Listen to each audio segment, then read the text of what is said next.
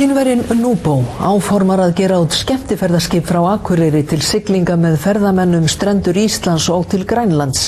Össur Skarphéðinsson, utanríkisráðherra, segir bera á því að áhrifamenn, jafnvel ráðherrar, vilji hafna Núbó sökum þess að hann Kínverji. Kristján Már Unnarsson veit meir þetta.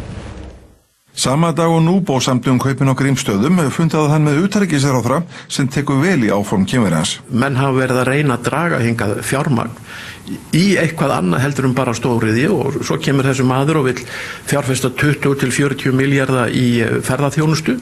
Það meira sé út á landsbyggðinni, þar sem að engum hefur dottið til hugar nema honum að koma upp ferðaþjónustu. Mér finnst að við að skoða það mjög vel og það ekki að fara með neinum öðrum hætti með umsókn hans bara því hann Kínverji. Mér hefur fundist bera á því. Það vísar Össur meðal annars til ummæla ráðherra. Það alveg ljóst að valdamiklir menn í samfélaginu, jafnvel ráðherrar, þeir hafa talað með þeim hætti að þeir virðast hafa efasemdir það. Rætt í því sambandum einhvers konar viðleitni Kínverja til þess að ná sterkum ítökum sem víðast.